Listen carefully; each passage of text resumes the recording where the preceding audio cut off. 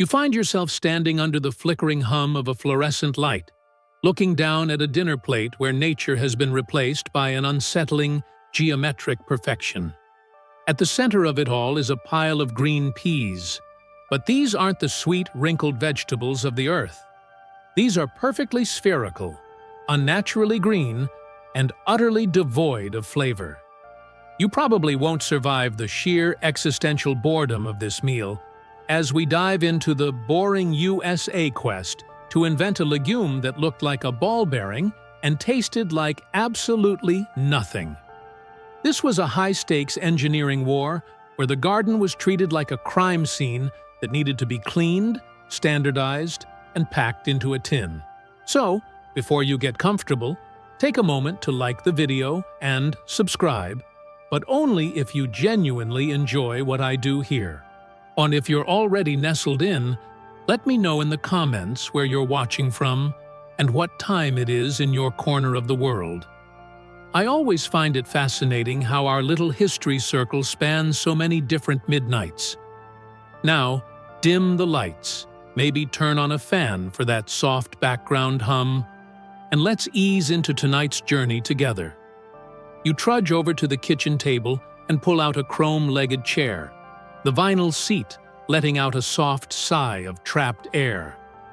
The year is 1954, and you are witnessing the modern plate's existential crisis. To the casual observer, a pea is just a pea, but to the industrial food giants of the post-war era, the garden pea was a rebellious, unpredictable mess. Some were large, some were small, some were sweet, and others were starchy. Worst of all, they had the audacity to taste like the dirt they grew in. In the boring USA of the 50s, the goal wasn't deliciousness, it was predictability. You see, a housewife in Ohio needed to know that the can she opened would look exactly like the can her sister opened in Oregon. This wasn't just about food, it was about the physics of order. You stare at one of those little green orbs, and you realize it is the result of a roughneck engineering project that treated the farm like a factory floor. I've always thought that 1950s food science was a bit like a space race for the pantry. You see the problem. If a pea has a strong flavor, it might clash with the mushroom gravy or the tinned ham. The mainstream historical fact is that during this decade, the United States was the world leader in canned vegetable production, churning out billions of tins to meet the demands of a booming middle class. But historians still argue whether this drive for uniformity was a genuine attempt to improve food safety or a calculated move by corporations to prioritize shelf life over human nutrition. Personally, I suspect it was a bit of both, a desire to conquer the chaos of the soil with the certainty of the tin. A quirky tidbit of this era is that some early canning advertisements actually bragged about how standardized their vegetables were, using the word as if it were a synonym for gourmet. Imagine bragging today that your dinner has been engineered to be as exciting as a ball bearing. I'd be the one at the dinner party asking if the peas came with a warranty instead of a recipe. You settle into the stillness of the kitchen and listening to the rhythmic tock-tock of the wall clock. The gravity of the orb is a reminder that in the 1950s, perfection was a moral imperative. You pick up a fork and nudge one of the peas. It rolls across the ceramic surface with terrifyingly low friction, a testament to its perfect sphericity. This wasn't a biological accident. Scientists at the time were obsessed with the physics of the sieve, the process of grading peas by size and shape, choosily until only the most uniform remained. It was a biological map of an era that feared the irregular. I find it relatable that we still feel a version of this today, checking the best before date on a carton of milk as if it's a countdown to a chemical meltdown. But for you, sitting in this 1954 kitchen, the stakes are different. You aren't just eating. You are participating in a grand experiment to see if nature can be tamed into a flavorless, perfectly round, canned icon. Personally, I find a lot of respect in the sheer audacity of it. The boring USA looked at a garden and said, "We can do better." They looked at the humble pea, a vegetable that has sustained humanity since the Neolithic, and decided it needed a corporate rebrand. You can almost feel the scientific hubris of the era, the belief that with enough sulfur-heavy soil treatments and high-pressure steam, even the lowliest legume could be elevated to the status of a luxury item. It's an authentic, gritty bit of domestic theater.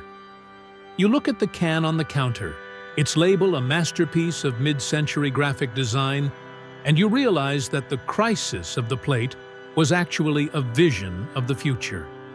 As the evening light fades, casting long, spindly shadows of the refrigerator against the checkered linoleum, you realize that the doorbell of the perfect pea has a very sharp, rhythmic ring.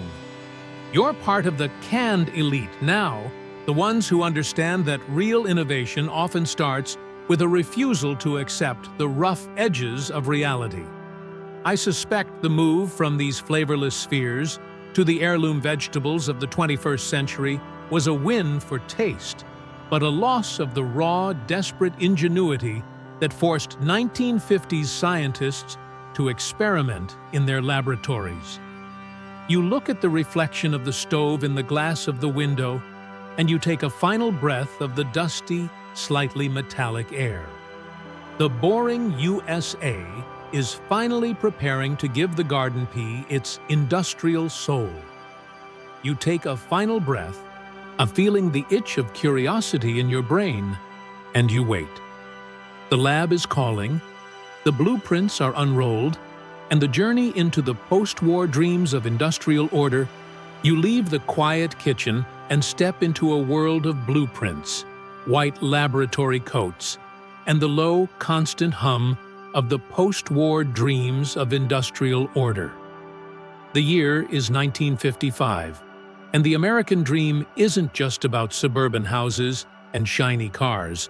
It is about the total conquest of the messy, unpredictable natural world.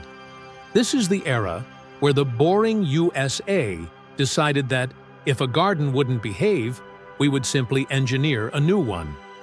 Personally, I've always found it a bit surreal that the same scientific energy that built the atomic bomb was being redirected toward the physics of the legume. You're watching a group of agricultural engineers huddle over a drafting table, and you realize that for these men, a pea wasn't a vegetable. It was a geometric problem waiting for a solution. They wanted a plant that grew at a uniform height, matured on a specific Tuesday at 2 p.m., and produced pods containing exactly the same number of perfectly identical green spheres. I've always thought that the 1950s was a very roughneck era for industrial ambition. You see the mindset. Nature was viewed as a chaotic, inefficient system that needed to be optimized for the assembly line. The mainstream historical fact is that the United States Department of Agriculture, USDA, collaborated heavily with private canning giants during this time to develop standardized canning varieties of common vegetables. But historians still argue whether this obsession with uniformity was driven by consumer demand or by the sheer limitations of the early canning machinery. Personally, I suspect the machines were the real bosses. If a pea was too soft, it turned to mush in the high-pressure steam. And if it was too large, it jammed the sorting chutes. A quirky tidbit of this era is that some researchers actually attempted to use ultrasonic vibrations to shake the pods until only the peas of a certain density remained. I'd be the guy in the lab coat wondering why the vegetables were getting a spa treatment while the rest of the world was worried about the Cold War. You trudge over to a wall-sized calendar in the research facility, where the harvest dates are mapped out with the precision of a military invasion. This was the birth of synchronized maturation. In a pre-industrial world, peas in a single field might ripen over the course of 2 weeks, requiring multiple passes by human hands. But you can't run a multi-million-dollar canning plant on nature's time. You need every single pea in a 10-acre plot to be ready for the industrial viner at the exact same moment. I find it relatable that we still try to schedule our lives with digital calendars and 15-minute blocks, checking our notifications like they're the countdown to a harvest. But for the scientists of 1955, the physics of timing was a brutal master. If the crop matured too fast, it became starchy and hard. If it was too slow, the factory sat idle, costing thousands of dollars an hour in lost, boring USA productivity. You listen to the physics of the blueprint, the rhythmic shush-shush of drafting pens on vellum, and the soft clicking of slide rules. It's a sound that signals a very specific kind of domestic hubris. But I find it relatable that we still look for order in our world, whether it's an organized closet or a perfectly curated social media feed. When you hear the soft thud of a technical manual hitting a wooden desk, you're hearing the soundtrack of a million peas being told how to grow. Personally, I find the industrial order section to be a masterpiece of subconscious engineering. It shows that when a society is obsessed with stability, even its food begins to look like a row of identical houses in a Levittown suburb. It was a rhythmic, calculated pulse that finally connected the boring USA to the concept of agricultural architecture.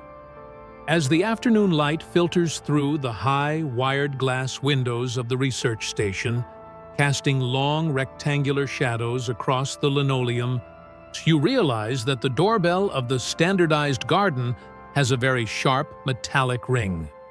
You're part of the efficiency elite now, the ones who understand that real progress requires the sacrifice of variety on the altar of the machine. I suspect the move from these hand-calculated genetic crossbreeds to the high-tech CRISPR technology of today was a win for precision, but a loss of the raw, mechanical ingenuity that forced these men to work with nothing but soil samples and stopwatches. You look at a jar of seeds on the shelf, each one a tiny dried blueprint for a flavorless future, and you can almost feel the mercantile hubris of the 1950s. It was a bit of domestic theater that turned a farm into a biological factory. I've always thought that the uniformity test was the most honest part of the process, and the scientists would take a random pod and measure the diameter of every pea with a micrometer. If the variance was more than a fraction of a millimeter, the entire strain was discarded. It's an authentic, gritty bit of scientific gatekeeping. You watch a technician recording data with a rhythmic, practiced hand, his face lit by the amber glow of a desk lamp. I find it relatable that we still look for consistency today, getting annoyed if our favorite brand of chips tastes slightly different from the last bag. Personally, I'd be the one in the lab trying to smuggle out the irregular peas just because they had character. But the boring USA didn't have room for character. It only had room for the perfect sphere. You settled into the stillness of the research room, listening to the muffled sounds of the distant factory, the rhythmic clank-clank of the tin cans being moved onto the line. The gravity of the blueprint is a reminder that in the 1950s, your dinner was a technological achievement that started long before the seeds even touched the ground.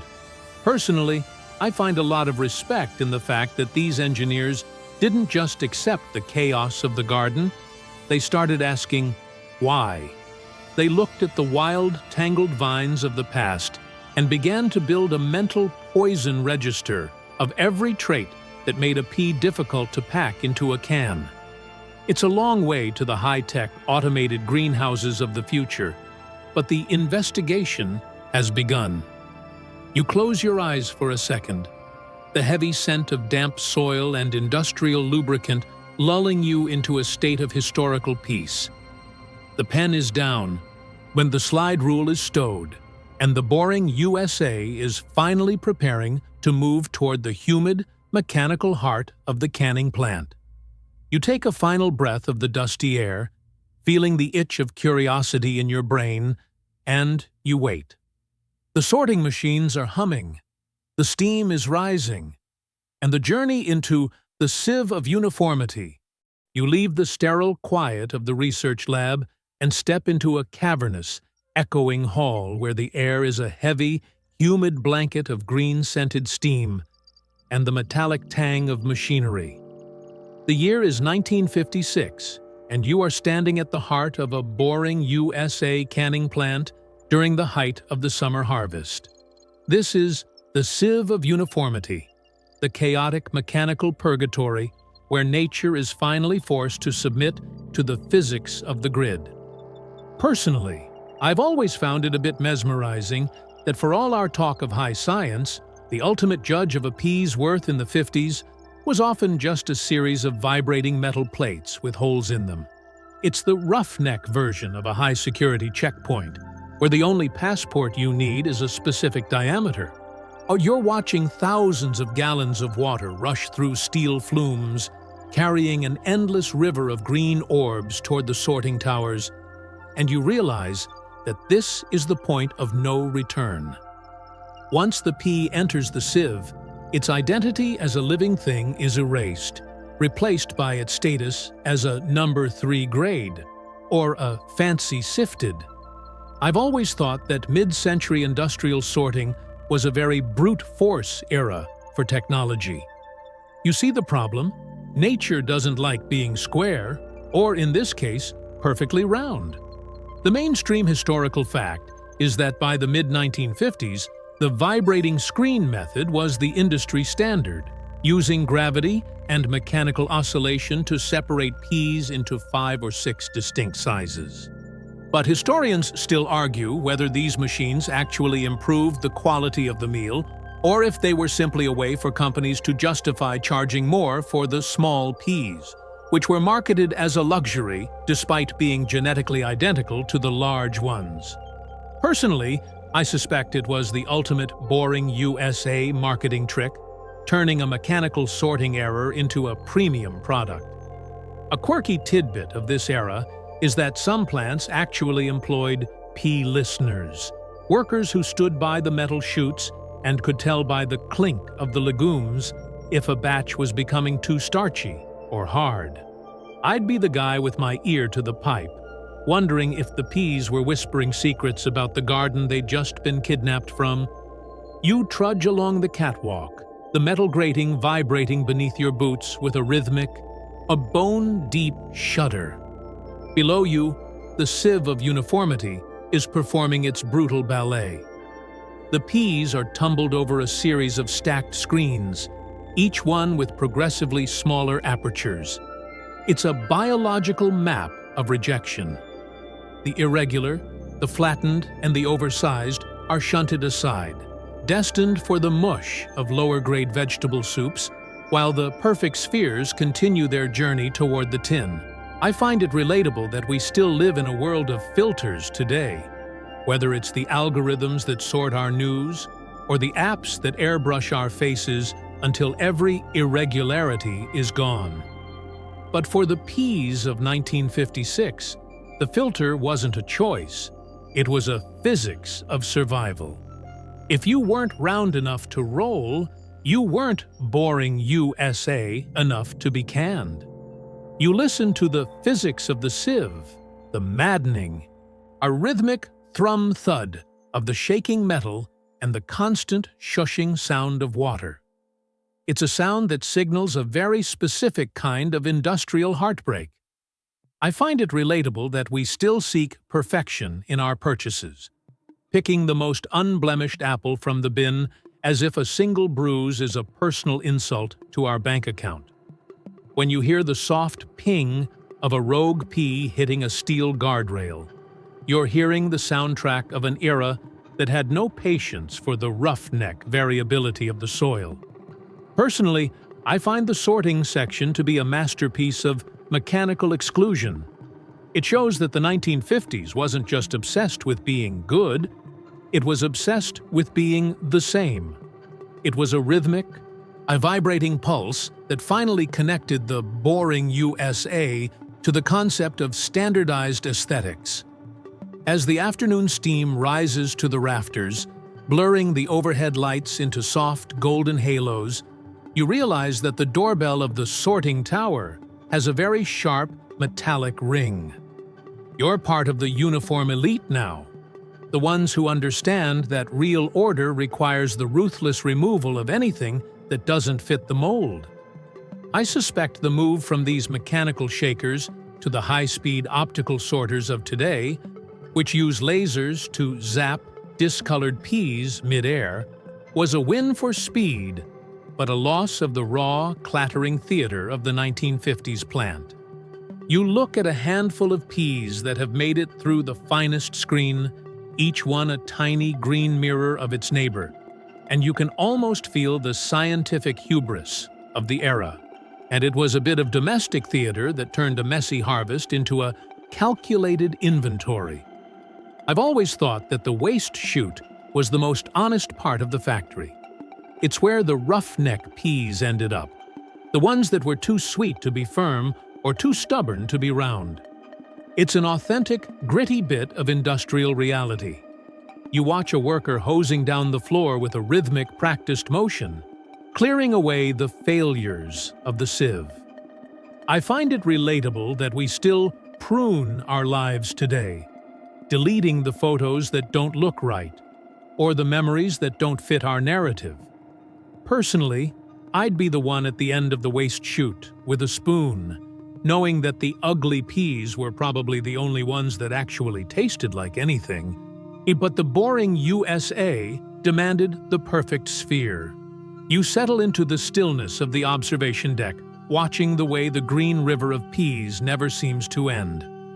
The gravity of the grid is a reminder that in the 1950s, the goal of food production was to remove the human element and replace it with the machine element. Personally, I find a lot of respect in the sheer scale of it. These plants could process millions of pounds of vegetables in a single boring USA season without a single pea being more than a millimeter off size. It's a long way to the small batch, artisanal gardens of the future, but the standardization has begun. You close your eyes for a second, the rhythmic shush shush of the water lulling you into a state of historical peace. The flumes are full, the screens are shaking, and the boring USA is finally preparing to move toward the molecular level of the seed. You take a final breath of the humid vegetal air, feeling the itch of curiosity in your brain, and you wait. The botanists are waiting, the greenhouses are glowing, and the journey into the genetic architecture of the petit pois. You leave the clattering metal screens of the sorting plant behind and step into the unnatural perpetual spring of a 1957 research greenhouse. Here, the air is still, humid, and heavy with the scent of damp peat and the physics of heredity. This is the genetic architecture of the petit pois, the chapter where the boring USA decides that, to truly perfect the pea, we must go back to the blueprint itself. Personally, I've always found it a bit chilling that while the rest of the world was obsessed with the space race, a small army of botanists was engaged in a roughneck war against the very DNA of the legume. It's the ultimate domestic engineering project, where the goal isn't just to grow a plant, but to build a living machine. You're watching a scientist in a white lab coat meticulously transfer pollen with a tiny camel hair brush, and you realize that for this man, a pea is no longer a food. It's a data set. They aren't looking for the sweetest flavor or the highest vitamin content. They are looking for structural integrity, uniform pod set, and mechanical resilience. I've always thought that mid-century botany was a very brute force era for biological manipulation. You see the problem? Nature has spent millions of years perfecting the pea for survival, but the boring USA needs it perfected for the tin. The mainstream historical fact is that in the late 1950s, the development of determinate pea varieties, plants that grow to a specific limited height and stop, revolutionized industrial farming by making mechanical harvesting possible. But historians still argue whether these breeding programs intentionally sacrificed sugar content for starchiness to ensure the peas wouldn't blow up during the high-heat blanching process. Personally, I suspect the sugar was viewed as a biological liability. Sugar turns to alcohol or vinegar if the harvest is delayed, while starch stays stable, predictable, and, most importantly, boring. A quirky tidbit of this era is that some breeders actually tried to develop square pods to make them easier to stack in transport crates, though the peas inside stubbornly refused to cooperate with the physics of the box. I'd be the guy in the greenhouse trying to explain to a plant that it needs to be more stackable for the sake of the national economy. You trudge over to a row of test plots, where the architecture of the vine is on full display.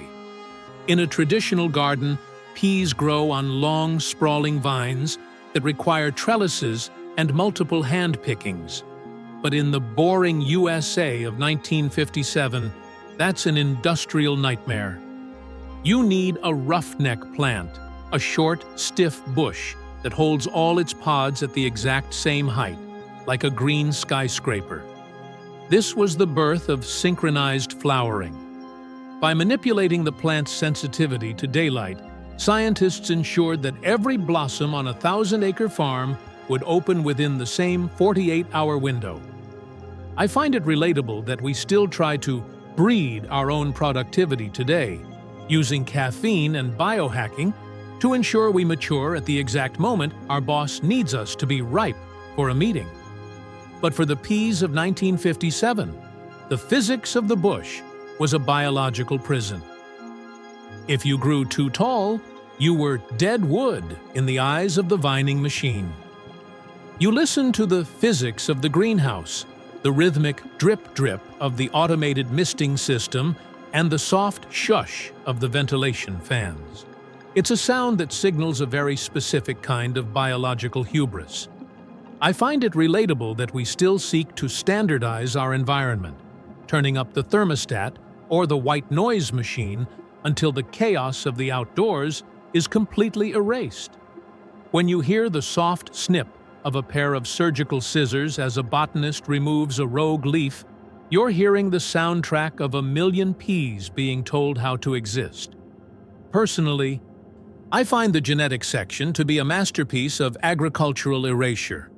It shows that the 1950s wasn't just obsessed with the final product, it was obsessed with the source code.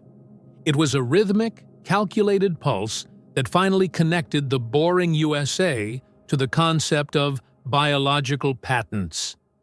As the artificial UV lights hum overhead, casting long, spindly shadows of the vines across the concrete floor, you realize that the doorbell of the genetic lab has a very sharp medicinal ring. You're part of the botanical elite now, the ones who understand that real perfection starts in the embryo. I suspect the move from these labor-intensive crossbreeding programs to the modern world of GMOs and gene splicing was a win for efficiency, but a loss of the raw, trial-and-error mastery required to whisper to a plant until it agreed to be flavorless.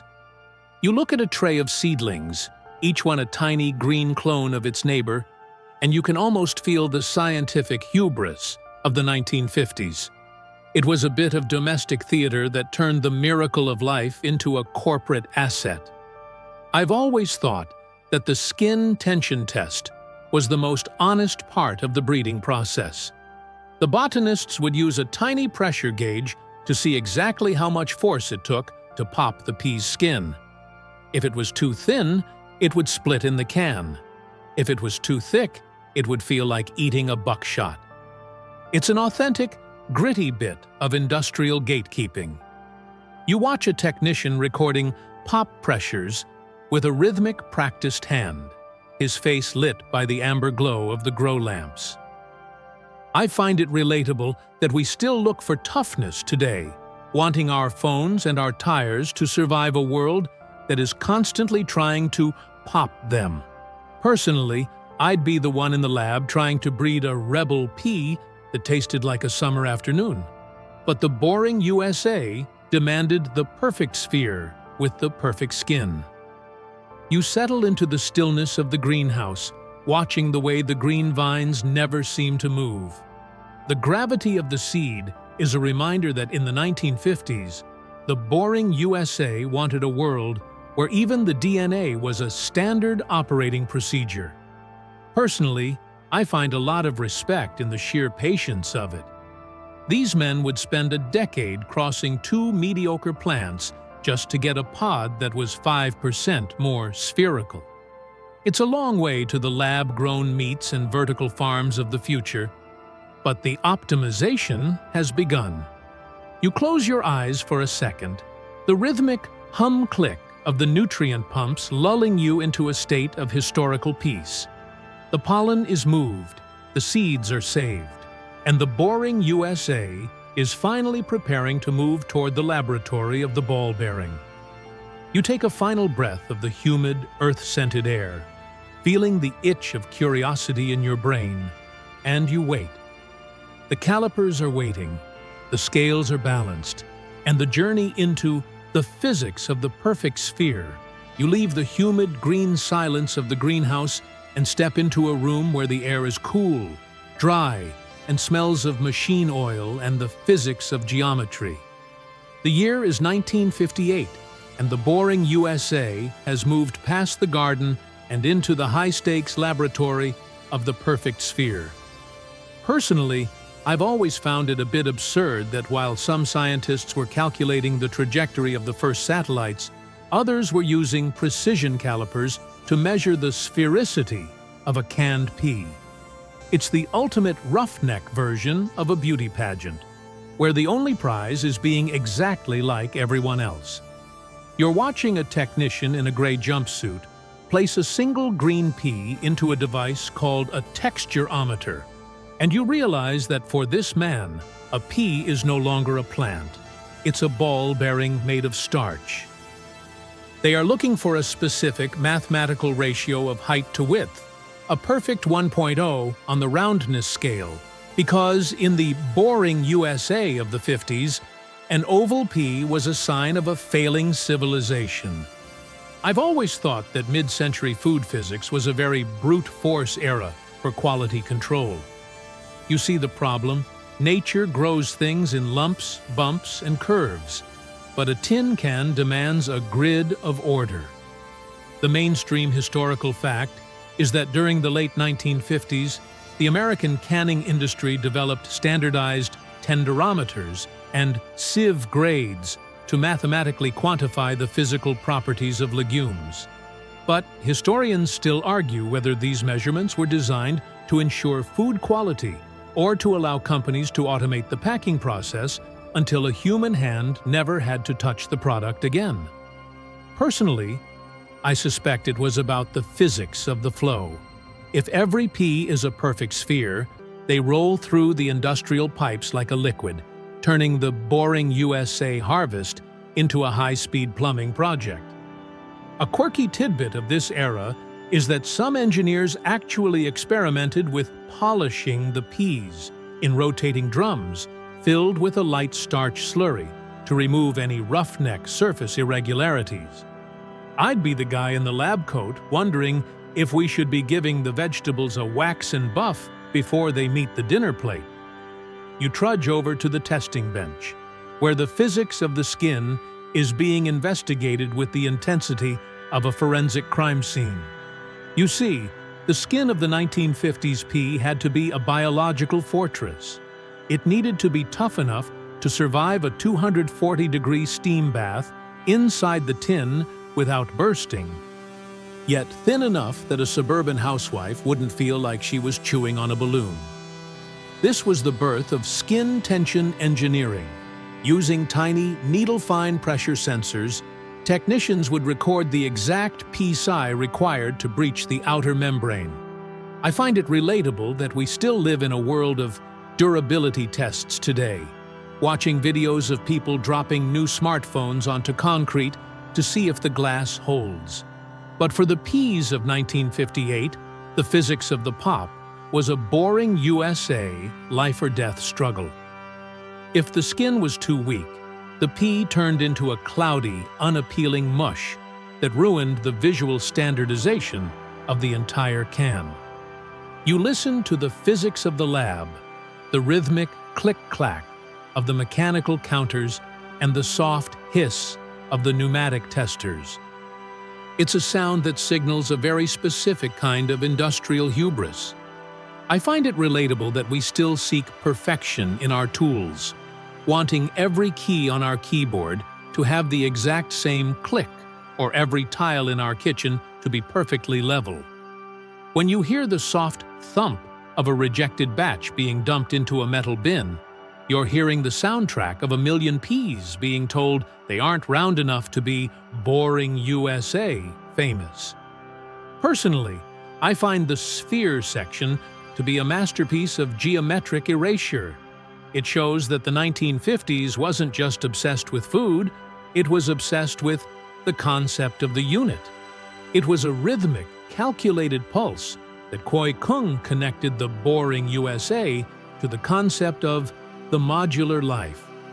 As the evening light fades over the sterile laboratory benches, casting long, spindly shadows of the beakers against the wall, you realize that the doorbell of the ball-bearing legume has a very sharp, rhythmic ring.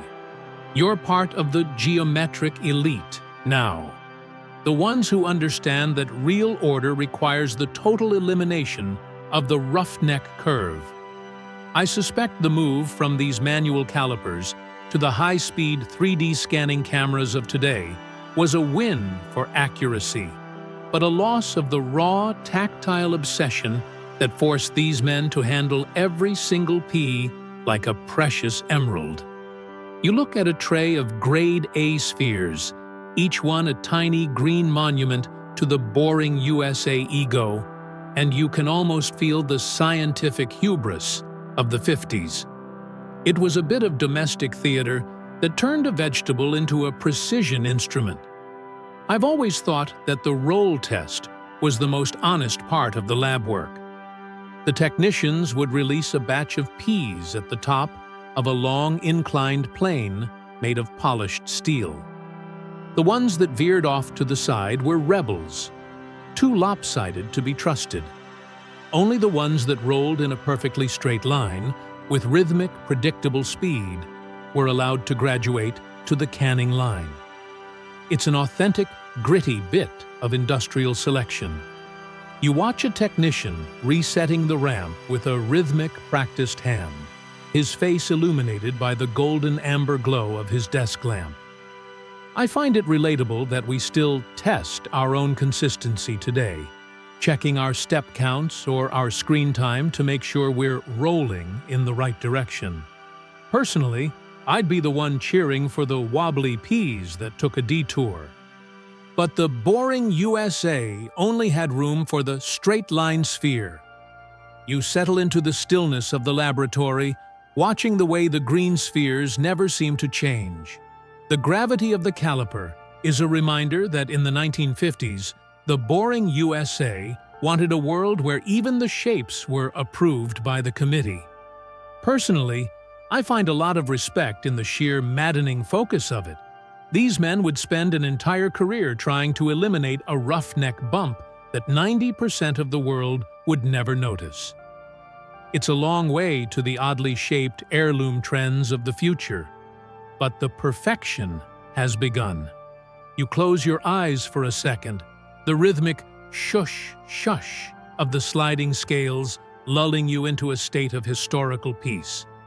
The ramp is clear, the calipers are closed, and the boring USA is Koi Kung, preparing to move toward the industrial void of the flavor lab. You take a final breath of the metallic, cool air, feeling the itch of curiosity in your brain, and you wait. The tasters are waiting. The flavor profiles are blank, and the journey into flavor, an industrial inconvenience. You leave the room of precision calipers and step into a windowless, white-tiled chamber where the air is filtered, sterile, and smells of absolutely nothing. The year is 1959, and you have reached the industrial void of the flavor lab. This is Flavor, an industrial inconvenience, the chapter where the boring USA decides that to truly conquer the pea, we must eliminate its very soul. Personally, I've always found it a bit hilarious that while the rest of the world was inventing the cordon bleu and the spice rack, a select group of American chemists was working a roughneck shift to make food taste like wet paper. It's the ultimate 1950s achievement, a vegetable that is perfectly neutral. You're watching a technician in a lab coat swirl a clear liquid in a glass beaker, and you realize that for this man, flavor isn't a gift of the earth. It's a biological noise that needs to be silenced. They aren't looking for sweetness or that pop of garden freshness. They are looking for a legume that won't talk back when it's smothered in cream sauce. I've always thought that mid-century food chemistry was a very brute force era for the palate. You see the problem. Nature gave the pea a distinct, slightly grassy, slightly sweet personality, but the boring USA pantry of the 50s was built on the physics of the bland. The mainstream historical fact is that during this decade, canning companies prioritized low-volatility pea varieties, strains that naturally contained fewer aromatic compounds. But historians still argue whether this was a genuine attempt to create a versatile ingredient for housewives or a cost-cutting measure to hide the stale taste of mass-produced vegetables. Personally, I suspect flavor was seen as a business risk. If a pea tastes like a pea, it might clash with the Campbell's mushroom soup. And in the boring USA, clashing was the ultimate social sin. A quirky tidbit of this era is that some laboratories actually developed deflavoring steam baths, where peas were subjected to high-pressure vapors specifically designed to leach out the chlorophyll and essential oils. I'd be the guy in the lab coat asking if we should just start canning green-dyed erasers and call it a day. You trudge over to the sensory panel station, where the physics of neutrality is being tested by a row of blindfolded subjects. This was the birth of the blandness standard. In these tests, a perfect 0 was the goal, a pea that registered no bitterness, no sweetness, and no greenness. I find it relatable that we still live in a world of neutrality today, painting our houses grayish and wearing minimalist beige outfits so we don't accidentally stand out. But for the peas of 1959, the physics of the void was a boring USA requirement for the dinner table. If you tasted too much like the garden, you were a roughneck ingredient that couldn't be trusted in a formal casserole. You listen to the physics of the flavor lab, the rhythmic tink-tink of glass stirring rods, and the soft shush of the deionizing water filters. It's a sound that signals a very specific kind of culinary hubris.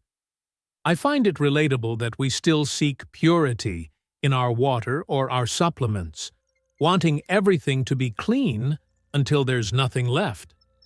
When you hear the soft clink of a sample tray being shunted into a disposal unit because it had a hint of sweetness, you're hearing the soundtrack of a million peas being stripped of their identity to serve the boring USA dream of uniformity. Personally, I find the inconvenience section to be a masterpiece of sensory erasure. It shows that the 1950s wasn't just about making things look the same. It was about making them feel the same on the tongue. It was a rhythmic, chemical pulse that finally connected the boring USA to the concept of the universal palette. As the harsh overhead lights reflect off the stainless steel counters, casting long, sharp shadows across the floor, you realize that the doorbell of the flavorless future has a very sharp, medicinal ring. You're part of the neutrality elite now, the ones who understand that real sophistication is the absence of character. I suspect the move from these bland-by-design peas to the bold, farm-to-table flavors of today was a win for gastronomy, but a loss of the raw, clinical focus that forced these chemists to treat a vegetable like a blank canvas. You look at a test tube filled with standardized pea extract, and you can almost feel the scientific hubris of the 50s. It was a bit of domestic theater that turned the garden into a blank space. I've always thought that the sauce compatibility test was the most honest part of the lab. The technicians would drop a pea into 4 different types of canned gravy. If the pea's natural flavor changed the taste of the gravy by even a fraction, it was considered a failure. It's an authentic, gritty bit of industrial gatekeeping. You watch a technician recording compatibility scores with a rhythmic, practiced hand, his face lit by the cold amber glow of a microscope light. I find it relatable that we still test our own compatibility today, checking if our new headphones work with our old phone or if our personality fits a corporate culture. Personally, I'd be the one in the lab trying to brew a pea that tasted like a summer rebellion.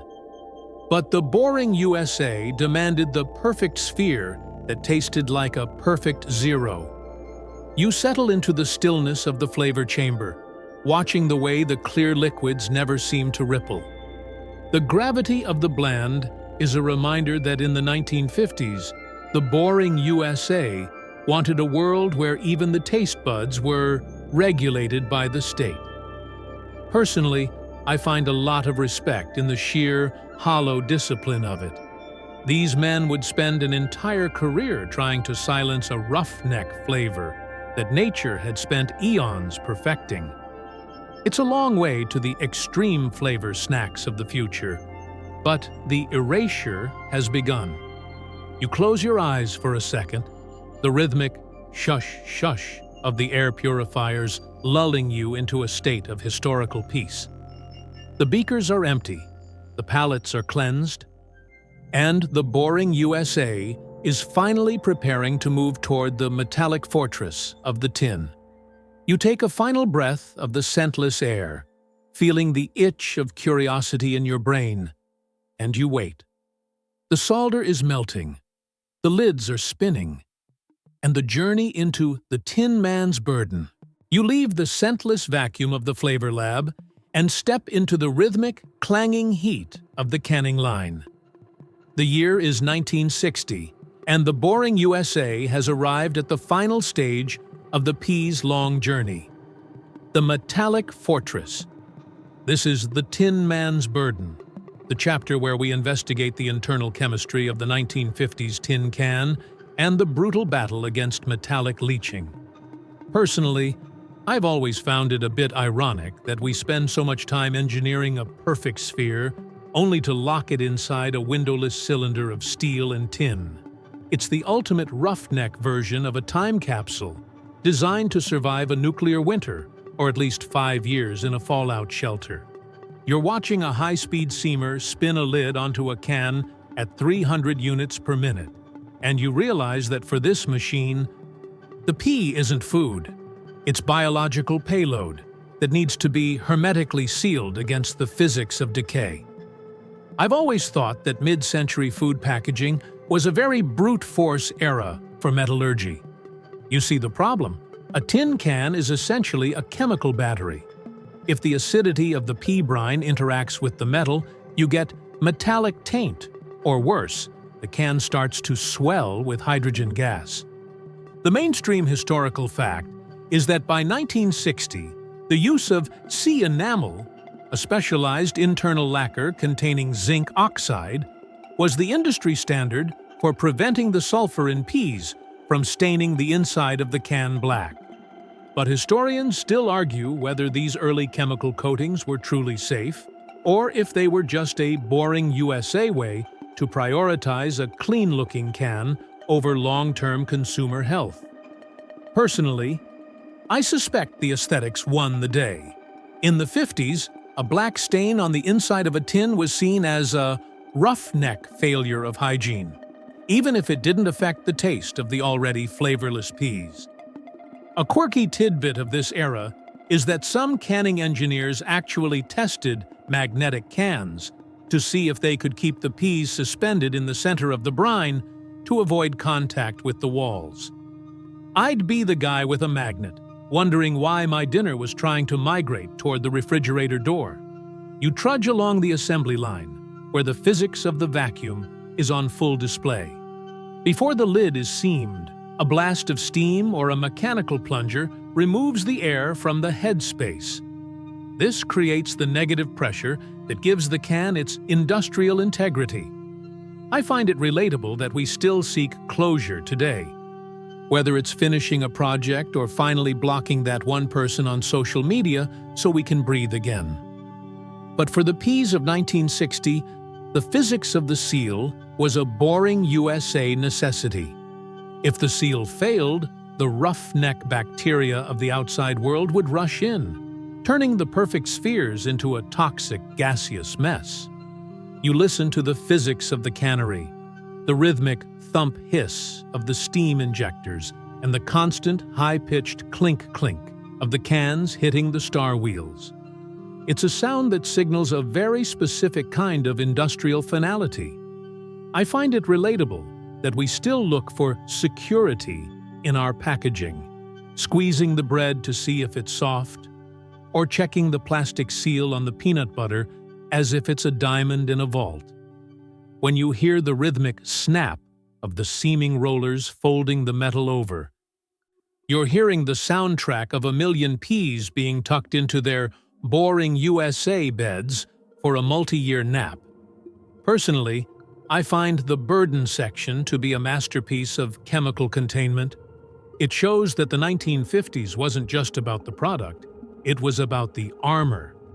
It was a rhythmic metallic pulse that finally connected the boring USA to the concept of the indestructible pantry. As the harsh fluorescent lights reflect off the spinning lids, casting long, strobing shadows across the concrete floor, you realize that the doorbell of the steel fortress has a very sharp, rhythmic ring. You're part of the packaging elite now, the ones who understand that real success is a product that never changes, even after a decade in a basement. I suspect the move from these heavy, soldered tins to the BPA-free, pull-tab cans of today was a win for convenience, but a loss of the raw, indestructible heft that made a 1960s tin feel like a weapon. You look at a finished can, its seam a perfect 360-degree weld of industrial certainty, and you can almost feel the scientific hubris of the 50s. It was a bit of domestic theater that turned a vegetable into a strategic reserve. I've always thought that the incubation test was the most honest part of the canning process. The engineers would take a random can and place it in a 100-degree room for 30 days. If it didn't dome or explode, the batch was Boring USA certified. It's an authentic, gritty bit of industrial stress testing. You watch a technician recording swell rates with a rhythmic, practiced hand, his face illuminated by the golden amber glow of his inspection lamp. I find it relatable that we still test our own limits today, seeing how much coffee we can drink before we vibrate, or how many hours of overtime we can pull before we dome under the pressure. Personally, I'd be the one standing behind a blast shield, waiting for a rebel can to finally pop, but the Boring USA demanded a static victory. You settle into the stillness of the warehouse, watching the way the silver cans are stacked in infinite rhythmic rows. The gravity of the tin is a reminder that in the 1960s, the goal was to achieve a state of biological stasis. Personally, I find a lot of respect in the sheer, heavy permanence of it. These men would spend an entire career trying to defeat the roughneck forces of rust and rot with nothing but a thin layer of zinc and a steam bath.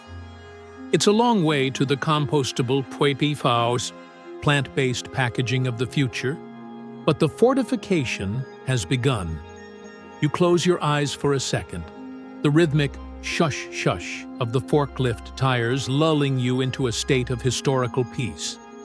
The lids are on, the heat is off, and the boring USA is finally preparing to move toward the chromatic illusion of the dye vat.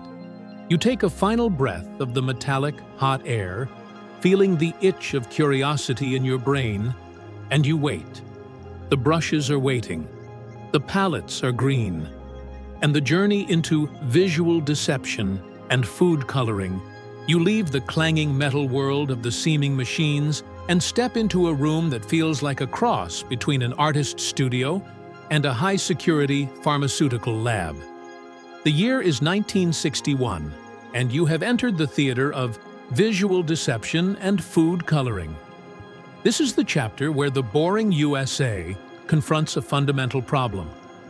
Nature's green is a fading, fragile thing that dies the moment the steam hits the tin. Personally, I've always found it a bit poetic that we spent years engineering a perfect sphere and a flavorless void, only to realize that the American consumer eats with their eyes first.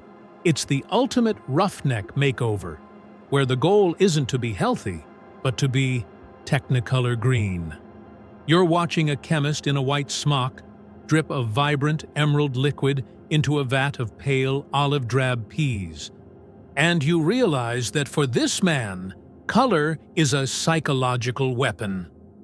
They aren't looking for a natural hue. Nature is too unpredictable and muddy. They are looking for a shade of green so uniform and bright it could only exist in a boring USA advertisement. I've always thought that mid-century food coloring was a very brute force era for optical manipulation. You see the problem. The high heat required for sterilization destroys chlorophyll, leaving the peas looking like something dredged from a Civil War battlefield. The mainstream historical fact is that during the 1950s and 60s, the use of tartrazine, yellow 5, and brilliant blue FCF, blue 1, became the industry standard for restoring the color of canned vegetables. But historians still argue whether this move was a response to consumer color prejudice or a way for manufacturers to hide the fact that the peas were often months old before they reached the shelf. Personally, I suspect it was about the physics of the brand. If every pea is the exact same boring USA neon green, the consumer feels a sense of industrial safety. A quirky tidbit of this era is that some early color testing labs actually used color-compensating goggles to ensure that the peas would look appetizing under the specific yellowish spectrum of a 1960s supermarket's incandescent bulbs. I'd be the guy in the goggles wondering why my dinner looked like it was glowing in the dark. You trudge over to the dye vat, where the physics of absorption is being monitored with obsessive precision. The peas are soaked in a boring USA brine laced with coal tar derivatives, ensuring the pigment penetrates deep into the starchy core. This wasn't just a surface coat, this was molecular branding. If the dye didn't hold, the brine would turn into a cloudy green soup, which was a roughneck indicator of poor quality. I find it relatable that we still live in a world of visual filters today, saturating our vacation photos until the ocean looks like Gatorade just to prove we had a good time. But for the peas of 1961, the physics of the glow was a commercial necessity. If you didn't look like a perfect sphere from a cartoon, you weren't boring USA enough for the Sunday roast. You listened to the physics of the color lab, the rhythmic drip-drop of the pipettes, and the soft whir of the magnetic stirrers. It's a sound that signals a very specific kind of aesthetic hubris. I find it relatable that we still seek perfection in our displays, adjusting the vibrancy settings on our TVs until the grass looks greener than reality. When you hear the soft splat of a rogue, undyed pea hitting the floor, looking pale and roughneck in its natural state, you're hearing the soundtrack of a million peas being told that their biological truth isn't good enough for the boring USA dream. Personally, I find the deception section to be a masterpiece of chromatic engineering. It shows that the 1960s wasn't just about making things, it was about curation. It was a rhythmic, pigment-heavy pulse that finally connected the boring USA to the concept of the artificial ideal. As the harsh fluorescent lights reflect off the emerald-stained glass beakers, casting long neon shadows across the tiled floor, you realize that the doorbell of the green illusion has a very sharp chemical ring. You're part of the chromatic elite now, the ones who understand that real freshness is a lab-grade pigment, not a biological state. I suspect the move from these heavy synthetic dyes to the natural fruit juice extracts used today was a win for clean labeling, but a loss of the raw, unapologetic artifice that made a 1960s pea look like a piece of jewelry. You look at a test batch of peas, each one a boring USA masterpiece of uniform coloration, and you can almost feel the scientific hubris of the era. It was a bit of domestic theater that turned a vegetable into a visual asset. I've always thought that the color fastness test was the most honest part of the dye work. The chemists would boil the dyed peas for 4 hours to see if they bled. If the water remained clear and the pea remained neon, the formula was Boring USA approved.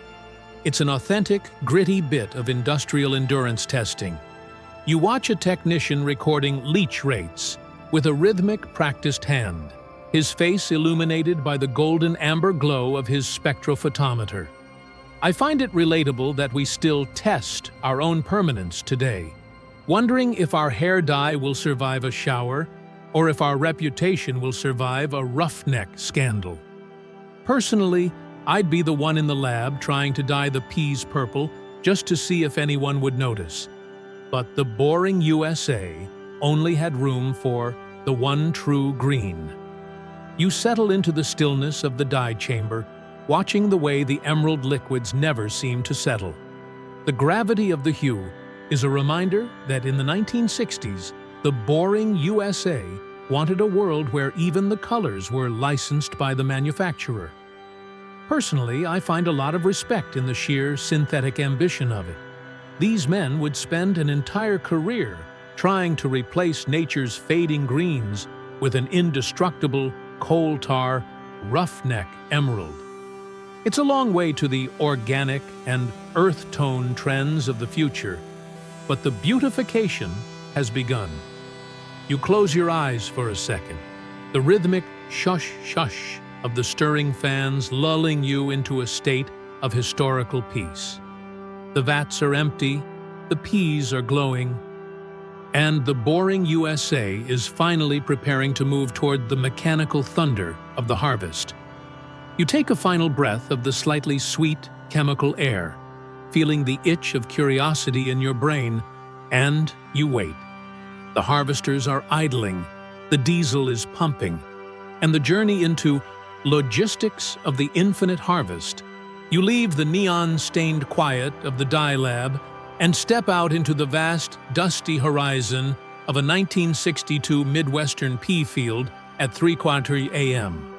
The air is cool, diesel-scented, and vibrating with the mechanical thunder of the logistics of the infinite harvest. This is the chapter where the boring USA proves that nature's clock is no match for a 24-hour industrial schedule. Personally, I've always found it a bit awe-inspiring that we created a roughneck ballet of steel and floodlights just to ensure a tiny green sphere never has to sit in the sun for more than 2 hours after being picked. It's the ultimate race against the physics of starch. You're watching a massive, prehistoric-looking machine called a mobile viner lumber through the dark like a hungry metal beast. And you realize that for this machine, the field isn't a landscape.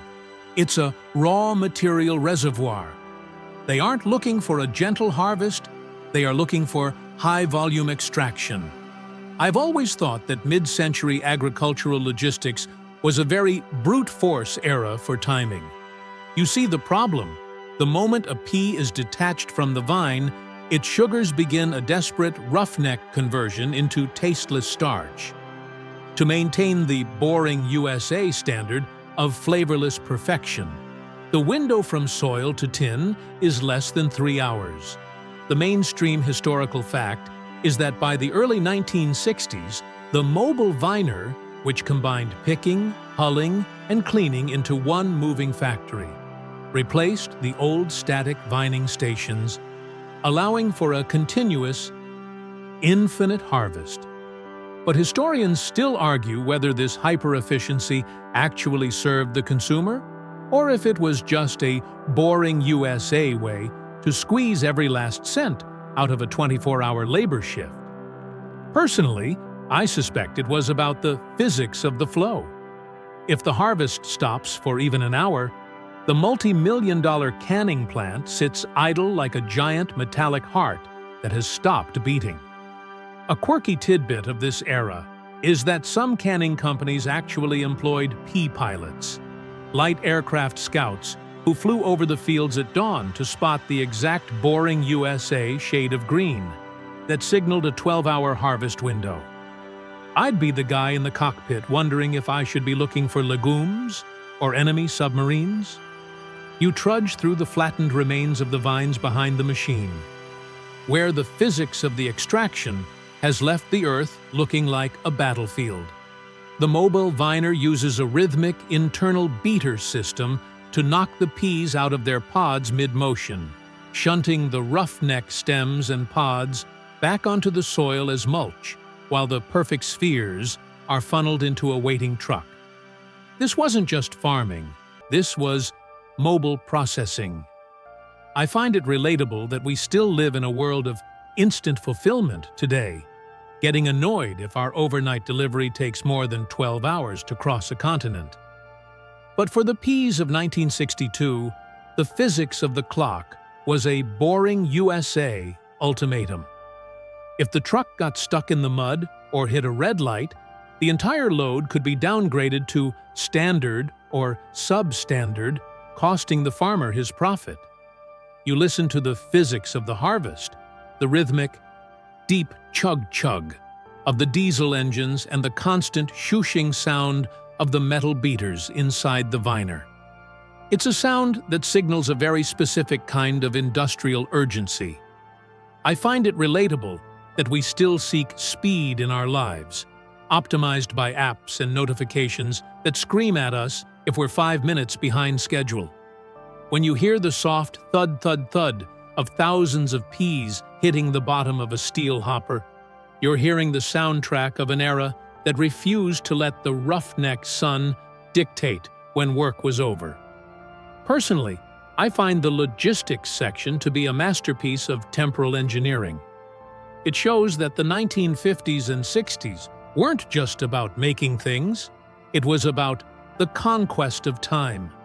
It was a rhythmic, diesel-heavy pulse that finally connected the boring USA to the concept of the just-in-time supply chain. As the floodlights of the viners cut through the swirling dust and coal smoke of the Midwestern night, casting long, jerky shadows across the rows of crops, you realize that the doorbell of the midnight harvest has a very sharp, mechanical ring. You're part of the logistical elite now, the ones who understand that real success is a product that moves faster than the roughneck decay of nature. I suspect the move from these early, clattering viners to the GPS-guided, climate-controlled harvesters of today was a win for comfort, but a loss of the raw, tactile adrenaline of a 1960s pea campaign. You look at a truck pulling away from the field, its load a mountain of boring USA emeralds destined for the steam vats. And you can almost feel the scientific hubris of the era. It was a bit of domestic theater that turned a quiet field into a high-speed assembly line. I've always thought that the weight slip was the most honest part of the harvest. The drivers would pull onto a scale at the plant, and the boring USA clerk would record the exact tonnage and the exact minute of arrival. If the timestamp was too high, the roughneck penalties were applied. It's an authentic, gritty bit of industrial accounting. You watch a clerk stamping a slip with a rhythmic, practiced hand, his face lit by the golden amber glow of a single hanging bulb. I find it relatable that we still stamp our own lives today, checking the read receipts on our messages or the delivery notifications on our packages to make sure our logistics are in order. Personally, I'd be the one in the truck trying to take the roughneck scenic route just to see the stars, but the boring USA only had room for the straightest path. You settle into the stillness of the field as the machines move further into the distance, leaving only the gravity of the dust behind. The physics of the harvest is a reminder that in the 1960s, the boring USA wanted a world where even the seasons were managed by the Department of Transportation. Personally, I find a lot of respect in the sheer gritty stamina of it. These men would work 20-hour shifts for 3 weeks straight, fueled by nothing but black coffee and the roughneck pride of never letting a viner stop. It's a long way to the automated, drone-monitored farms of the future, but the mechanization has truly begun. You close your eyes for a second. The rhythmic, distant hum of the factory lulling you into a state of historical peace. The vines are cut, the trucks are moving, and the boring USA is finally preparing to move toward the psychological front of the grocery store. You take a final breath of the dusty, diesel and pea-scented air, feeling the scale of the world in your chest, and you wait. The marketers are waiting, the labels are being printed, and the journey into the consumer's illusion of choice. You leave the dusty, diesel-vibrating fields of the midnight harvest and step into the bright, unnaturally clean aisles of a 1963 suburban supermarket. The air is cool, scented with floor wax and the physics of refrigeration, and the silence is broken only by the rhythmic thump-thump of a shopping cart's wobbly wheel. This is the consumer's illusion of choice, the chapter where the boring USA marketing machine proves that the perfect sphere wasn't just an engineering goal. No la mot kong ku tautung tam li. Personally, I've always found it a bit brilliant in a roughneck way that we spent decades removing the flavor from a vegetable, only to spend millions of dollars on a label that convinced the housewife she was buying nature's finest. You're looking at a wall of identical green cans, and you realize that for the advertising executive, the pea isn't a food, it's a lifestyle anchor. They aren't selling a legume, they are selling the certainty of the standard. I've always thought that mid-century food marketing was a very brute force era for social engineering. You see the strategy because every brand was essentially selling the same flavorless, perfectly round, boring USA pea. The only way to compete was through the physics of the label. The mainstream historical fact is that in the early 1960s, brand loyalty for canned goods was at an all-time high, driven by massive television ad campaigns that equated uniformity with maternal love. But historians still argue whether the fancy and extra-standard labels were based on actual quality differences or if they were just a boring USA way to test how much extra a consumer would pay for the word petit pois, printed in a cursive font. Personally, I suspect it was the ultimate cognitive map of the suburbs. If you bought the fancy can, you were a fancy person, regardless of the fact that the peas inside were the same starch bombs as the bargain brand. A quirky tidbit of this era is that some marketing firms actually conducted eye-tracking studies on housewives to see which specific shade of boring USA green on a label triggered a feeling of safety. I'd be the guy in the aisle wondering why the label was staring back at me while I was just trying to find something to go with my Salisbury steak. You trudge down the aisle, where the physics of the shelf is on full display. The cans are stacked in rhythmic, towering pyramids, creating a biological barrier between the consumer and the messy reality of the farm. This was the birth of the perfected prototype. In the boring USA of 1963, a housewife didn't want a roughneck experience with her vegetables. She didn't want pods to shell, dirt to wash, or the physics of variability to ruin her dinner party. She wanted the industrial guarantee. I find it relatable that we still live in a world of curated expectations today, getting annoyed if our restaurant meal doesn't look exactly like the professional photo on the menu. But for the consumers of 1963, the physics of the brand was a boring USA religion. If the can didn't have the seal of approval, it was a roughneck risk that didn't belong in a modern pantry. You listen to the physics of the supermarket, the rhythmic beep-clack of the mechanical cash registers, and the soft shush of the air conditioning. It's a sound that signals a very specific kind of commercial hubris. I find it relatable that we still seek perfection in our choices, spending 20 minutes reading reviews for a toaster as if it's a boring USA life-or-death decision. When you hear the soft clink of a can being dropped into a metal basket, you're hearing the soundtrack of a million choices being made for the sake of consistency. Personally, I find the illusion section to be a masterpiece of manufactured desire. It shows that the 1950s and 60s weren't just about making things, it was about standardizing the mind. It was a rhythmic, ink-heavy pulse that finally connected the boring USA to the concept of the brand identity. As the harsh fluorescent lights reflect off the rows of silver lids, casting long, rhythmic shadows across the linoleum, you realize that the doorbell of the grocery aisle has a very sharp commercial ring. You're part of the consumer elite now, the ones who understand that real quality is a marketing budget, not a flavor profile.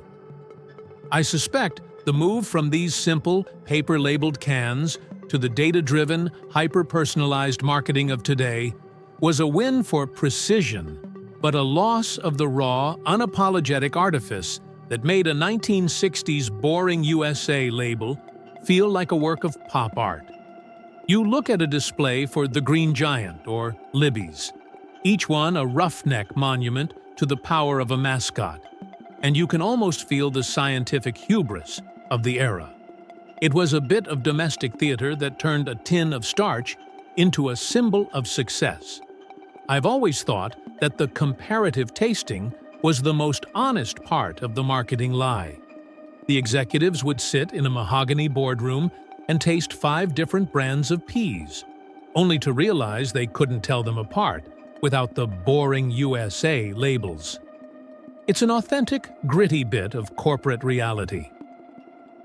You watch an ad man polishing his glasses with a rhythmic, practiced hand, his face lit by the cold, amber glow of a projector screen.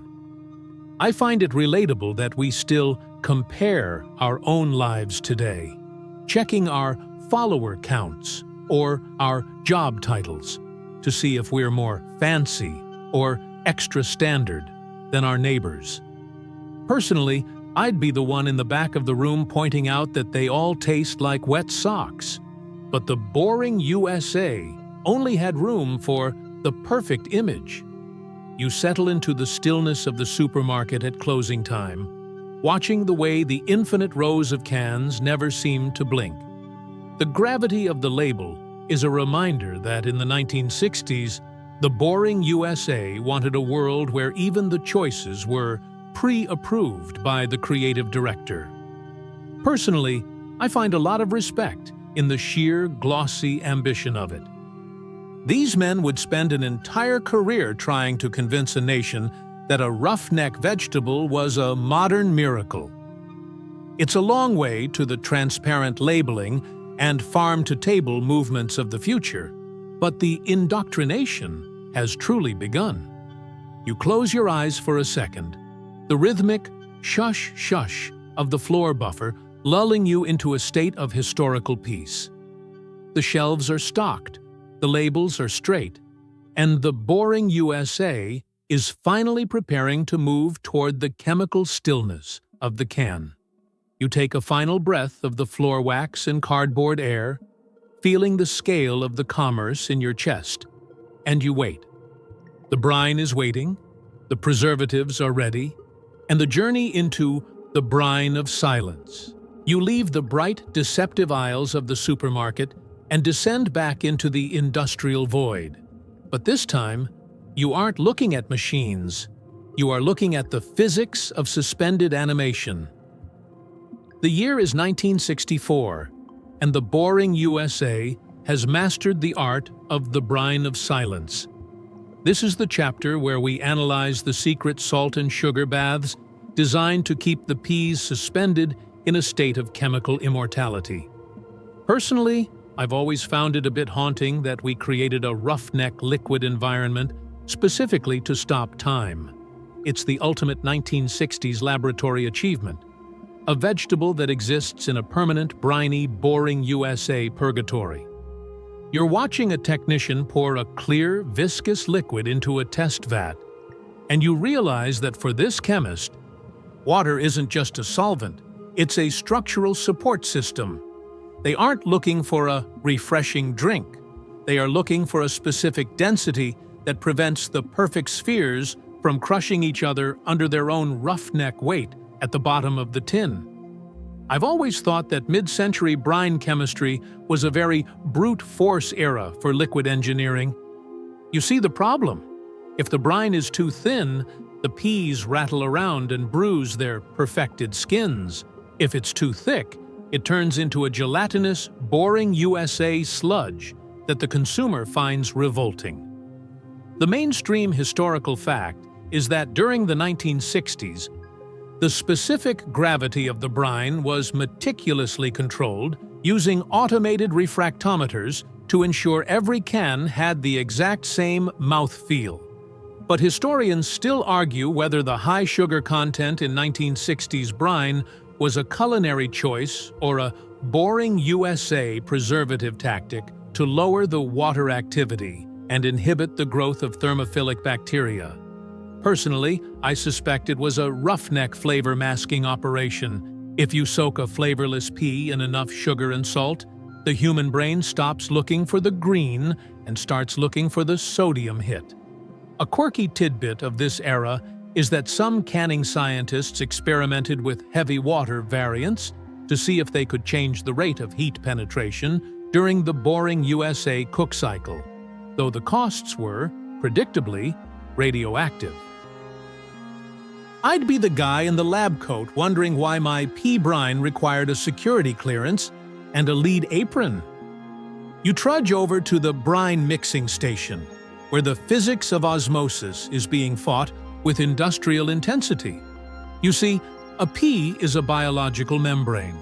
If the salt concentration in the brine doesn't perfectly match the internal roughneck pressure of the pea, the sphere will either shrivel up like a raisin or bloat until it pops. This was the birth of isotonic standardization. In the boring USA of 1964, a shriveled pea was a sign of a roughneck lack of scientific control. I find it relatable that we still live in a world of equilibrium today, trying to balance our work-life brine so we don't end up shriveled by stress or bloated by boring USA procrastination. But for the peas of 1964, The physics of balance was an industrial mandate. If the osmotic pressure was off, the perfect sphere became a boring USA failure that never made it to the shelf. You listen to the physics of the brine, the rhythmic glug-glug of the concentrate tanks, and the soft shush of the high-speed mixers. It's a sound that signals a very specific kind of chemical hubris. I find it relatable that we still seek stability in our world, wanting our bank accounts and our heart rates to remain in a boring USA steady state. When you hear the soft hiss of the brine injectors firing into a row of passing cans, you're hearing the soundtrack of a million peas being submerged in their roughneck life support system.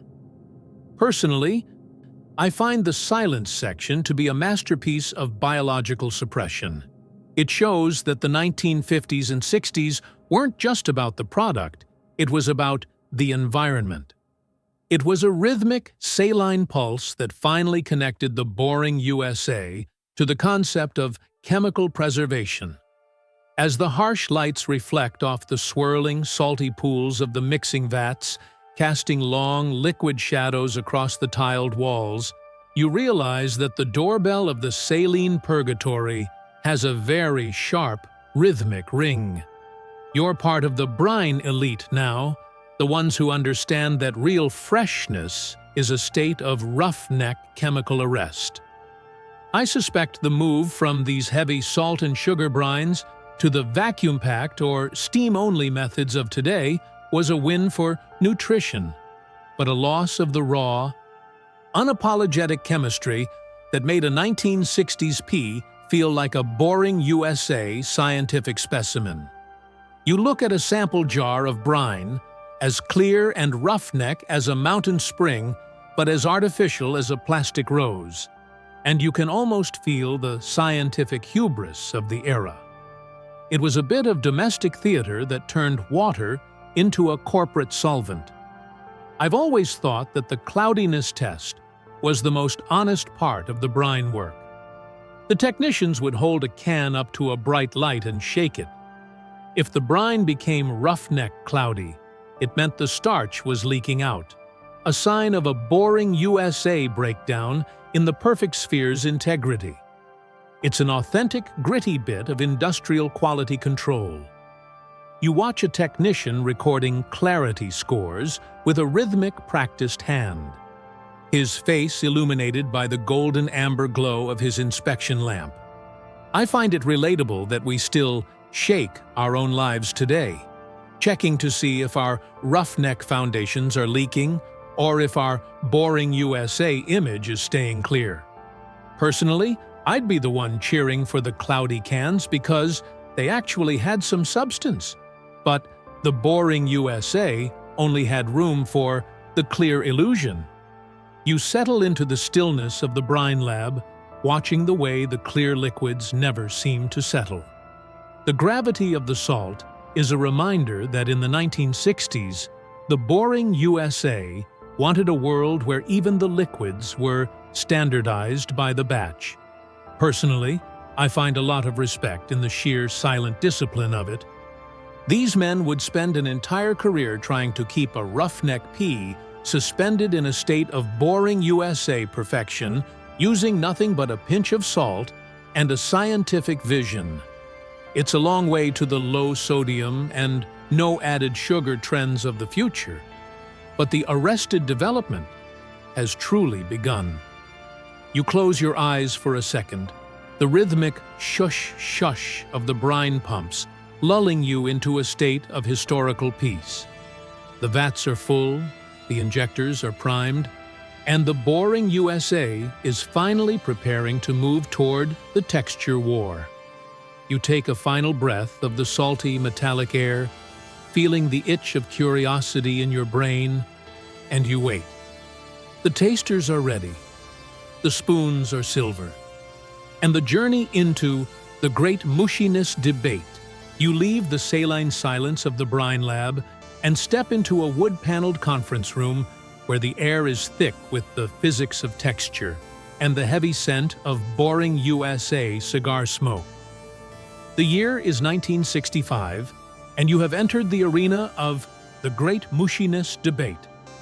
This is the chapter where historians and food scientists argue whether the specific, yielding texture of the canned pea was a breakthrough in industrial mouthfeel or a culinary tragedy for the masses.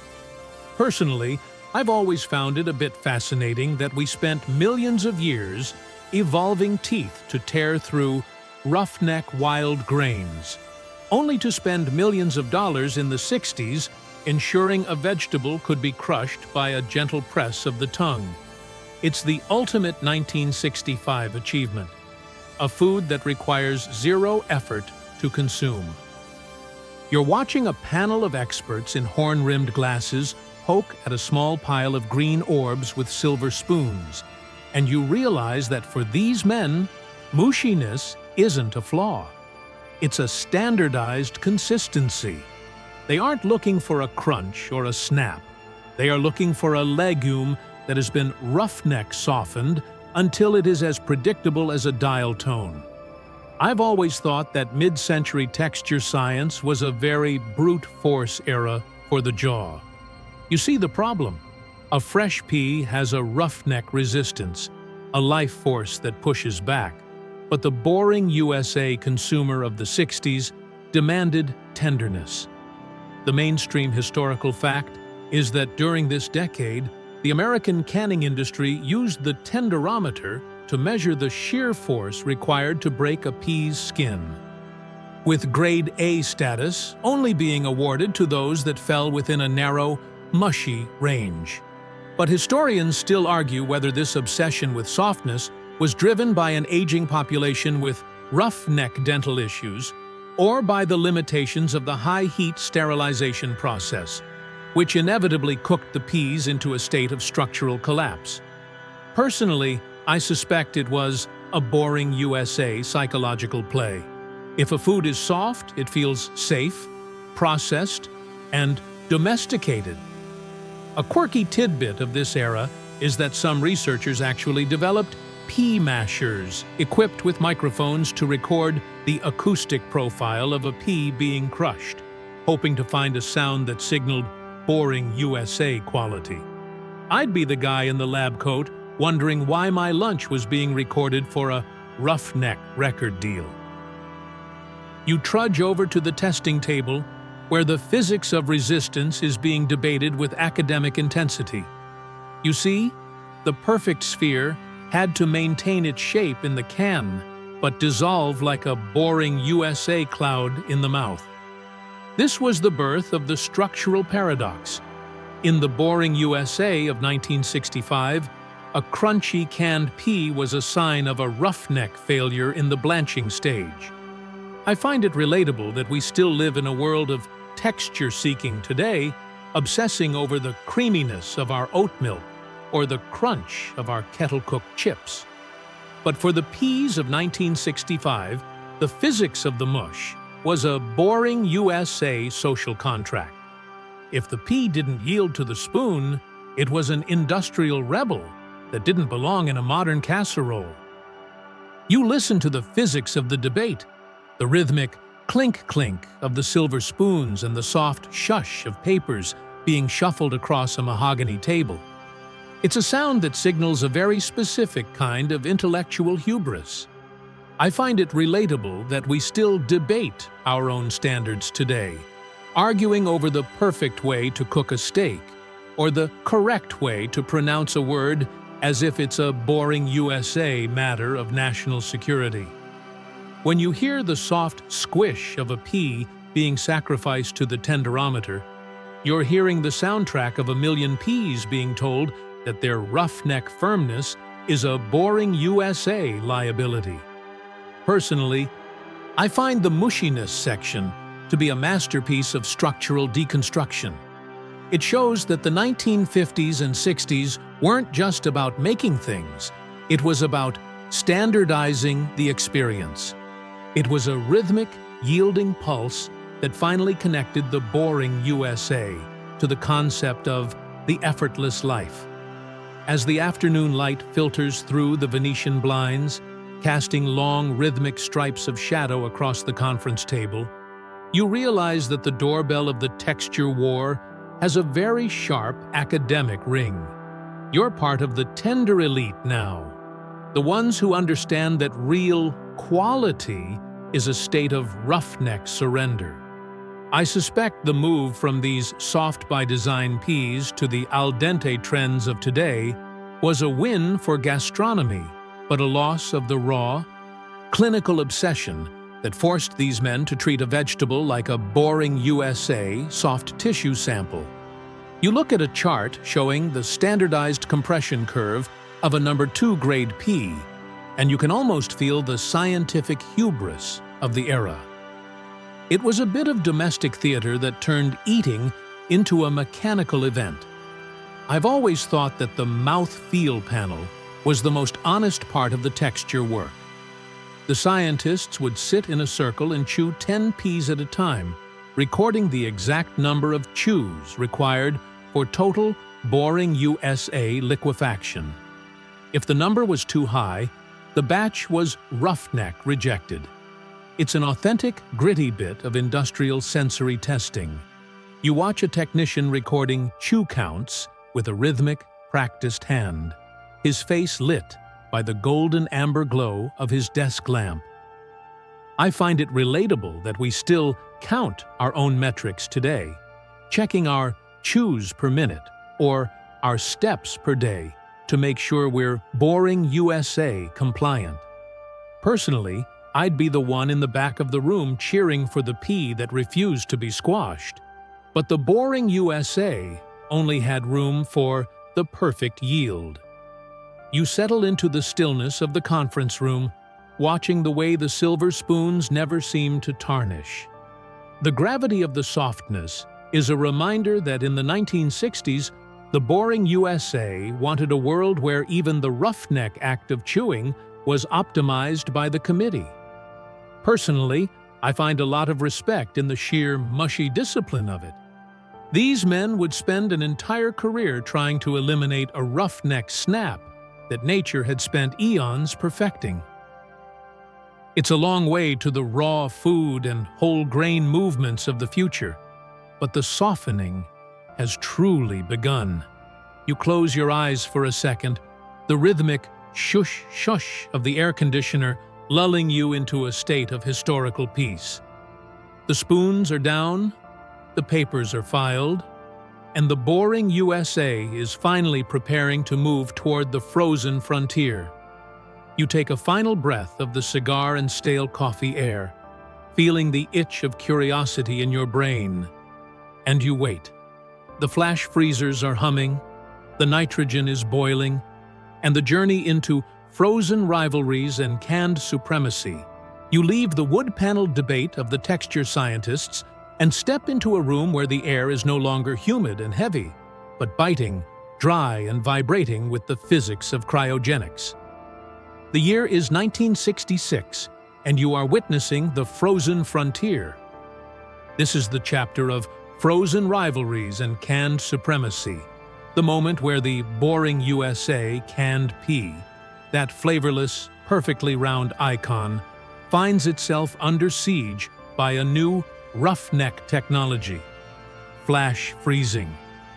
Personally, I've always found it a bit dramatic that the biggest threat to a tin can wasn't a world war or a social revolution, but a blast of sub-zero nitrogen. It's the ultimate 1960s industrial showdown, a battle between shelf-stable stasis and frozen freshness. You're watching a technician adjust the dials on a massive bird's-eye tunnel freezer, and you realize that for this man, the perfect sphere is no longer enough. The consumer is starting to remember what a pea actually tastes like, and the boring USA canning industry is preparing to fight for its life. I've always thought that the rise of frozen food was a very brute force era for the American infrastructure. You see the problem. To sell a frozen pea, you don't just need a factory. You need a roughneck cold chain that stretches from the field to the supermarket freezer to the home refrigerator. The mainstream historical fact is that by the mid-1960s, sales of frozen vegetables began to eat into the market share of canned goods for the first time in boring USA history. But historians still argue whether this shift was driven by a genuine desire for better nutrition, or if it was a boring USA marketing masterpiece that convinced people frozen was a synonym for picked this morning.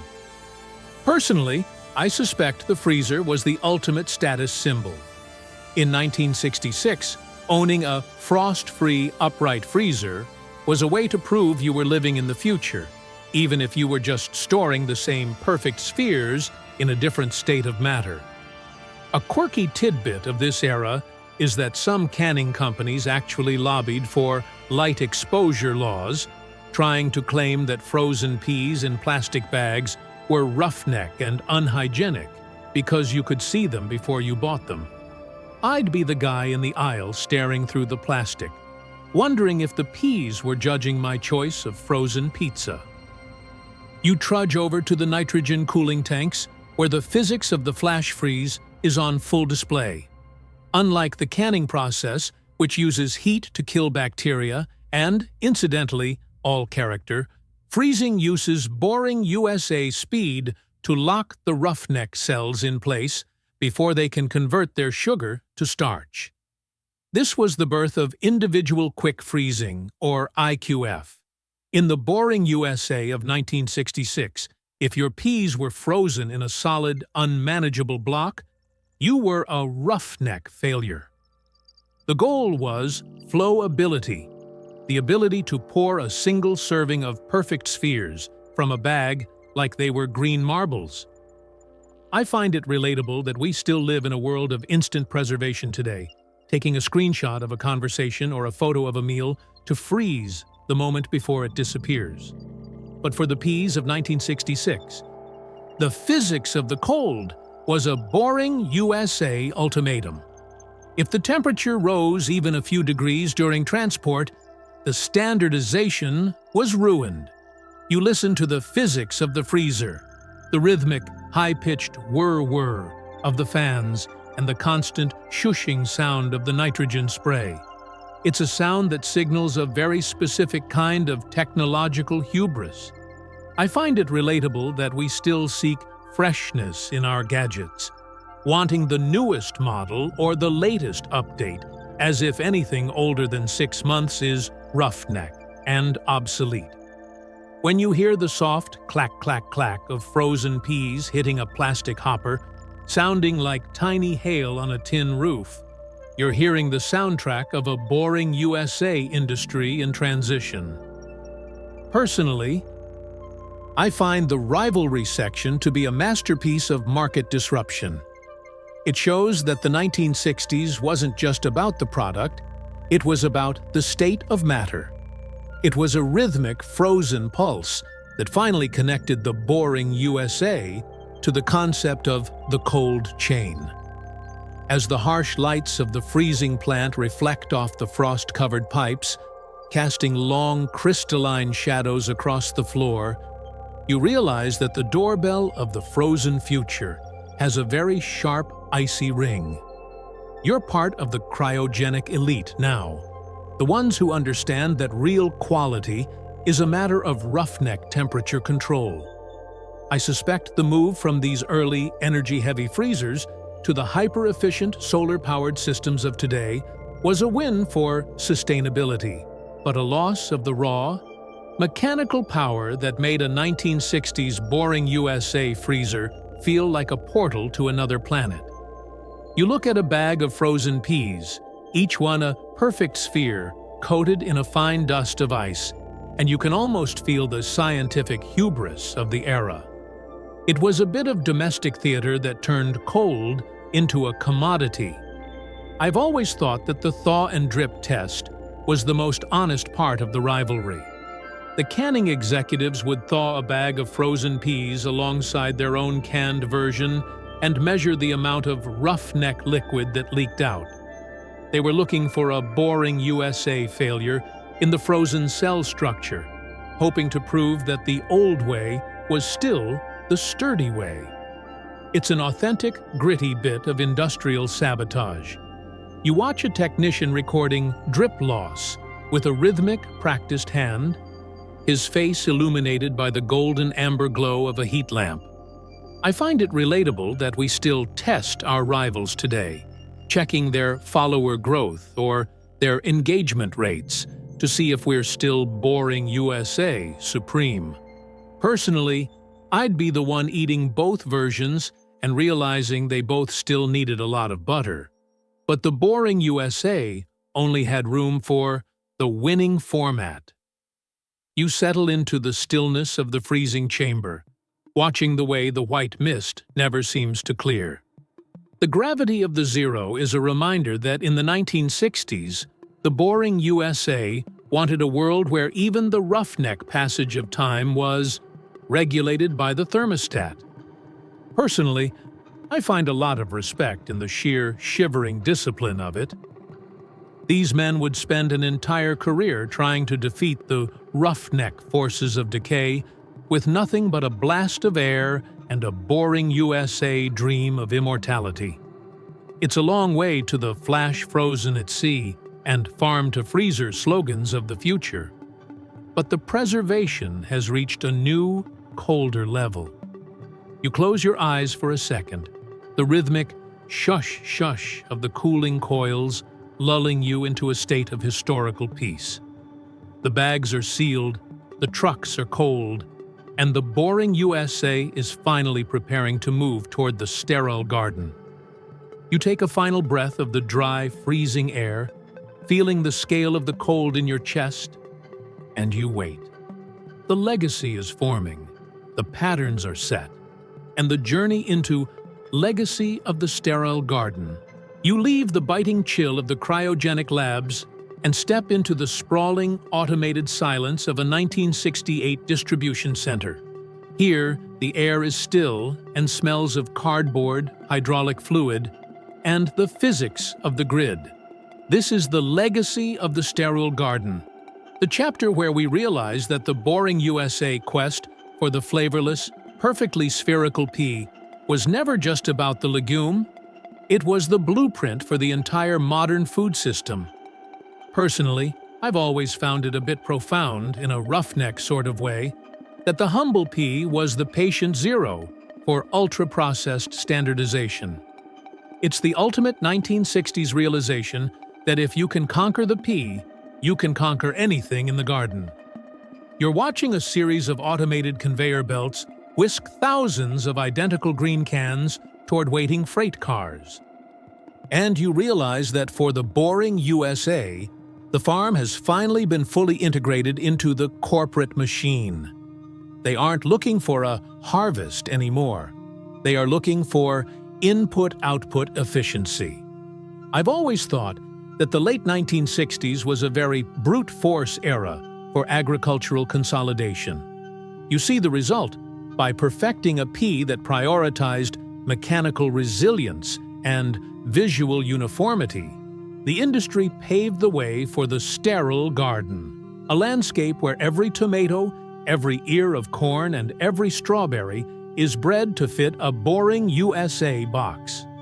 The mainstream historical fact is that between 1950 and 1970, the number of vegetable varieties grown commercially in the United States plummeted, replaced by a handful of standardized cultivars designed for the assembly line. But historians still argue whether this loss of biological diversity was an inevitable trade-off for cheap, reliable food or a boring USA tragedy that stripped the American palate of its roughneck complexity. Personally, I suspect the sterile garden was the ultimate victory of the physics of logistics. A diverse garden is a nightmare to ship, but a sterile garden is a dream for the boring USA bottom line. A quirky tidbit of this era is that some experimental farms actually tried to scent the sterile gardens with artificial floral sprays to attract bees that had become confused by the lack of natural aromatic cues from the engineered plants. I'd be the guy with the spray bottle, apologizing to a bee for the fact that the clover now smells like Boring USA laundry detergent. You trudge along the loading dock, where the physics of the pallet is on full display. The cans are stacked with rhythmic geometric precision, forming a metallic fortress of standardization that is ready to be shipped to every Boring USA zip code. This was the birth of the global monoculture. In the Boring USA of 1968, the idea of local or seasonal was becoming a roughneck relic of the past. Why wait for summer when the perfect sphere is always available in a tin? I find it relatable that we still live in a world of permanent availability today, getting annoyed if we can't get fresh strawberries in the middle of a Boring USA blizzard. But for the engineers of 1968, the physics of the sterile garden was a moral victory. They had successfully removed the roughneck uncertainty of nature and replaced it with an industrial guarantee. You listen to the physics of the warehouse, the rhythmic clack-clack of the rollers and the soft shush of the pneumatic lifts. It's a sound that signals a very specific kind of systemic hubris. I find it relatable that we still seek uniformity in our digital lives, wanting every app icon to be the same shape and every interface to follow the same Boring USA design language. When you hear the soft thud of a heavy crate being settled into a truck, you're hearing the soundtrack of a million peas being deployed to keep the Boring USA dream alive. Personally, I find the legacy section to be a masterpiece of biological integration. It shows that the 1950s and 60s weren't just about a single product. It was about the systemic standard. It was a rhythmic, logistical pulse that finally connected the Boring USA to the concept of the industrialized Earth. As the evening shadows stretch across the concrete loading bays, casting long, rhythmic stripes of gray, you realize that the doorbell of the sterile garden has a very sharp, echoing ring. You're part of the systemic elite now, the ones who understand that real progress is the elimination of the roughneck variable. I suspect the move from these early monoculture farms to the regenerative and organic movements of today was a win for ecology, but a loss of the raw, unapologetic ambition that forced these men to try and debug nature like a Boring USA computer program. You look at a shipping manifest, a roughneck list of quantities and destinations, and you can almost feel the scientific hubris of the era. It was a bit of domestic theater that turned nature into a predictable resource. I've always thought that the standardization audit was the most honest part of the legacy work. The inspectors would visit a farm and measure the roughneck weeds per acre. If the field was too natural, it was a Boring USA failure. The goal was a field that looked like a green carpet, devoid of any life that wasn't a perfect sphere in progress. It's an authentic, gritty bit of industrial surveillance. You watch an auditor recording uniformity scores with a rhythmic, practiced hand, his face lit by the golden amber glow of his clipboard lamp. I find it relatable that we still audit our own lives today, checking our productivity metrics or our social scores to make sure we're Boring USA compliant. Personally, I'd be the one in the field rooting for the roughneck dandelions, but the Boring USA only had room for the sterile row. You settle into the stillness of the distribution center as the last truck pulls away, leaving only the gravity of the grid behind. The physics of the legacy is a reminder that in the 1960s, the Boring USA succeeded in creating a world where even the roughneck act of growing was regulated by the head office. Personally, I find a lot of respect in the sheer, hollow perfection of it. These men would spend an entire career trying to build a garden that never needed a roughneck gardener. It's a long way to the vertical farms and lab-grown futures, but the architecture of the plate, is finally complete. You close your eyes for a second, the rhythmic shush shush of the ventilation fans lulling you into a state of historical peace. The ledger is nearly full, the garden is quiet, and the boring USA is finally preparing to move toward the final pantry. You take a final breath of the cardboard and diesel air, feeling the scale of the system in your chest, and you wait. The kitchen is waiting, the can opener is ready, and the journey into the last can in the pantry. You leave the echoing distribution center and find yourself back where you started, in the stillness of a midnight kitchen. The year is 1969, and the boring USA has finally reached its destination, your pantry. This is the last can in the pantry, the final chapter where you look at a simple tin of peas and see not just a vegetable, but a historical artifact of mechanical obsession.